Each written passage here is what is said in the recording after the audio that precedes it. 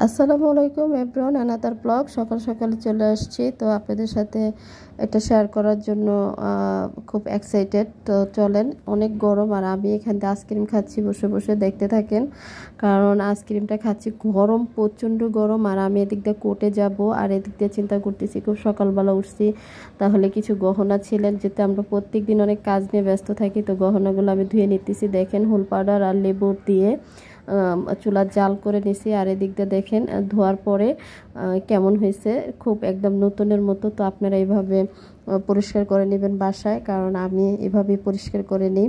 তো যেতে আমার কাজটা শেষ। এখন সকাল সকালবেলা আমি কী নিয়ে ব্যস্ত থাকি সেটা আপনাদের সাথে শেয়ার করব।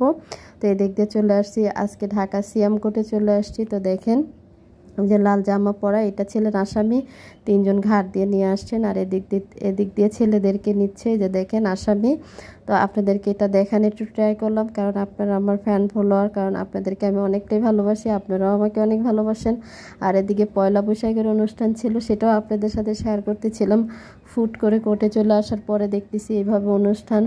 আর অনুষ্ঠানের ভিত্তি খুব একদম মজার একটা জিনিস ছিলেন, দেখেন রিস্কা দিয়ে জামাই বউ যাচ্ছে। তো এটা দেখার পরে তো নিজে খুব এক্সাইটেড যে আমার ফ্যান ফলোয়ার যারা আছে তাদের সাথে আমি এটা শেয়ার করব।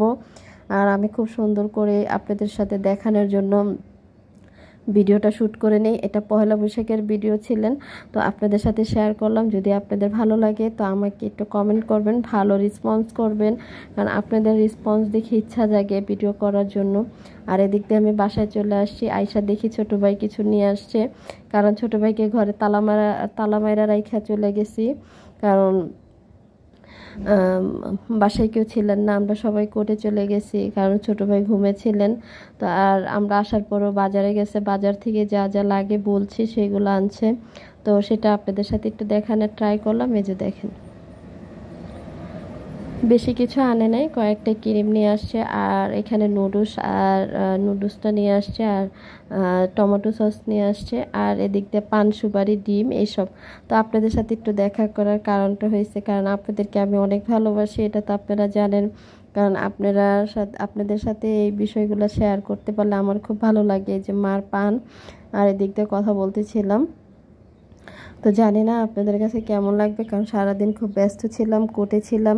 আপনারা আমার পাশে থাকবেন, আর বেল বাটনটা চালু দিয়ে রাখবেন, আর আমি নতুন নতুন ভিডিও আপলোড করলে আপনারা পেয়ে যাবেন। আর আমার কোর্টের যে জার্নিটা, এই জার্নিটার কিছুদিন আছে, কারণ আপনাদের সাথে ভালো কিছু অপেক্ষা করতেছে। আমি ভালো কিছু আপনাদেরকে উপহার দেব, আপনাদের কাছে আপলোড করব, কিন্তু রিকোয়েস্ট থাকবে একটু সময় করেও আমার ভিডিওগুলো দেখে যাবেন। তো যাই হোক, এদিক দিয়ে আমি নিয়ে নিলাম, দেখেন এখানে ডাল নিয়ে নিয়েছি, মুগ ডাল নিয়ে নিয়েছি, দেখেন এটা মুগ ডাল নিয়ে নিয়েছি। আর মুগ ডাল দিয়ে ভুনা খিচুড়ি রান্না করব, সেটা কিভাবে রান্না করি সেটা বলবো আপনাদের সাথে, কারণ ভুনা খিচুড়ি খেতে ইচ্ছা করতেছে ঝাল করে।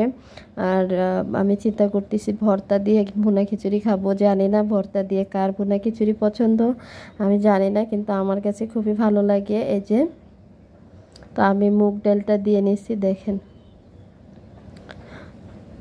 খুব সুন্দর করে আমি একটু কষায় নিতেছি। প্রথমে তো ভাইজা নিয়েছিলাম, ভাজা নেওয়ার পরে এখানে দেখেন আমার খিচুড়িটা কি সুন্দর হয়েছে। কারণ জানি না আপনাদের কাছে কেমন লাগতেছে বা কেমন লাগছে সেটা আমি জানি না, কিন্তু একটু সময় করে আমার ভিডিওটা একটু দেখার ট্রাই করবেন। তো এই যে আমার খিচুড়িটা হয়ে গেছে, ভুনা খিচুড়িটা।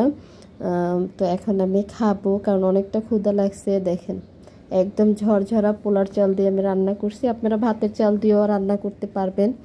যদি আপনাদের ভালো লাগে তো আমার পাশে থাকবেন, বেল বাটনটা চালু দিয়ে রাখবেন। তো নতুন নতুন ভিডিও আমি আপলোড করলে আপনারা পেয়ে যাবেন, আপনাদের কাছে রিকোয়েস্ট থাকবে। আর এই যে দেখেন